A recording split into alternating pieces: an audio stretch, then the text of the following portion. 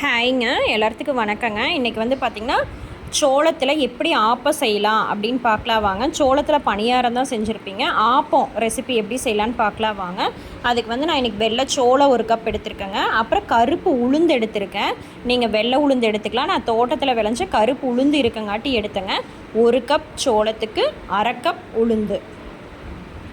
இந்த உளுந்து வந்து நான் நல்லா மிக்சியில் அடித்து பொட்டு எடுத்துகிட்டு தான் போடுவேங்க.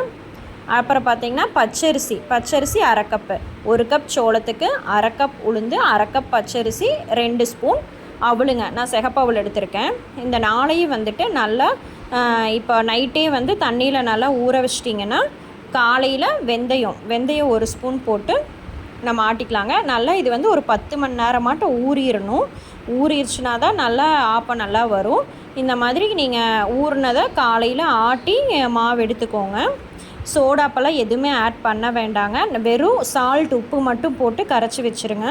அப்புறம் காலையில் ஆட்டினீங்கன்னா ஒரு 10 மணி நேரம் நல்லா புளிச்சதுக்கப்புறம் இந்த மாதிரி நல்லா மேலே பொங்கி வந்துடும். ஆப்ப மாவு வந்து நல்லா பொங்குச்சுனா தான் நம்மளுக்கு வந்து சாஃப்டாக ஓட்டையாக வரும். அதுக்கப்புறம் நம்ம ஆப்பத்துக்கு ஊற்றுறதுக்கு கொஞ்சோண்டு தண்ணி கலந்து இந்த மாதிரி தண்ணியாட்டம் ஊற்றிக்குங்க.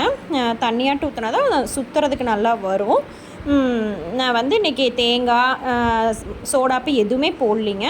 வெறும் அந்த 4 பொருளை மட்டும்தான் வச்சு ஆப்பம் ஊற்றினேன். சூப்பராக வந்துச்சு. சோளத்தில் வந்துட்டு நம்மளுக்கு நல்ல எல்லா நியூட்ரியன்ஸுமே இருக்குங்க.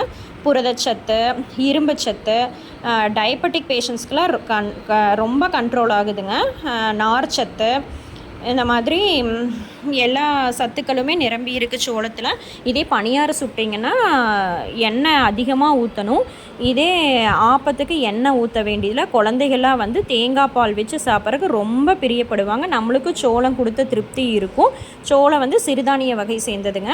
அதனால் வந்து நீங்கள் வந்து குழந்தைகளுக்கு வந்து இந்த மாதிரி தேங்காய் பால் வச்சு ஆப்பம் ஊற்றி கொடுத்தீங்கன்னா கண்டிப்பாக விரும்பி சாப்பிடுவாங்க. நம்மளுக்கு அவங்களுக்கு ஹெல்த்தியாக கொடுத்த திருப்தி இருக்குங்க. இந்த மாதிரி சாஃப்டாக ஓட்டையாக சூப்பராக வந்துச்சுங்க. கொஞ்சம் கூட அந்த பீயில் மாவு வந்து வேகாமல் இல்லை. நீங்கள் இந்த மாதிரி தண்ணி விட்டு கரைச்சி ஊற்றிட்டிங்கனாவே நல்லா சாஃப்டாக பஞ்சு போல் வந்துடுங்க. நான் அதுக்கு வந்து மட்டன் கிரேவி செஞ்சுருந்தோம். மட்டன் கிரேவிக்கும் சோள ஆப்பத்துக்கும் சூப்பராக இருந்துச்சுங்க. ட்ரை பண்ணி பாருங்கள். நீங்கள் இதுக்கு தேங்காய் பால் வச்சும் சாப்பிட்லாம். நான் இன்றைக்கி தேங்காய் பால் எடுக்கலைங்க. மட்டன் கிரேவிக்கு வந்துட்டு நார்மலாக நம்ம எப்பவும் போல் சின்ன வெங்காயம், பூண்டு எல்லாம் போட்டு வணக்கிட்டு அதில் வந்து குறுமிளகு, மஞ்சத்தூள், கருவேப்பிலை தழை எல்லாம் போட்டு வணக்கிட்டுங்க. நாங்கள் வீட்டில் அரைச்சி வச்ச மிளகாப்பொடியே இருந்துச்சு.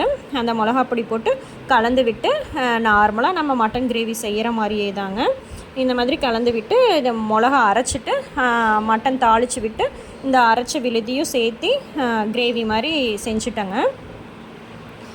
இது வந்து ஆப்பத்துக்கு சூப்பரான சைட் டிஷ்ஷுங்க. நல்லா இருந்துச்சு. ஆப்ப ரெசிபி வந்து ட்ரை பண்ணி பாருங்கள். இப்படி இருந்துச்சுன்னு கமெண்ட்ஸில் சொல்லுங்கள். இன்றைக்கி இங்கிலீஷ் வேர்டு என்னென்னு பார்த்தீங்கன்னா ஆலினா நட்பு. நம்ம ஃப்ரெண்ட்ஸ்னால் தான் நட்புன்னு தெரியும். ஆனால் ஆலினாலும் நட்பு தாங்க. இன்றைக்கி உமன் அச்சீவர் யாருன்னு பார்த்தீங்கன்னா நம்ம மதர் தெரசா மேடம் தாங்க. அவங்க வந்து first Indian woman to get Nobel prize வாங்கினவங்க வந்து மதர் தெரசா மேம் தாங்க. இந்த வீடியோ உங்களுக்கு பிடிச்சிருக்குன்னு நம்புகிறேன். என் சேனலை ஃபஸ்ட் டைம் பார்க்குறீங்கன்னா மறக்காமல் சப்ஸ்கிரைப் பண்ணிக்கோங்க. Thank you all. See you. Bye tomorrow.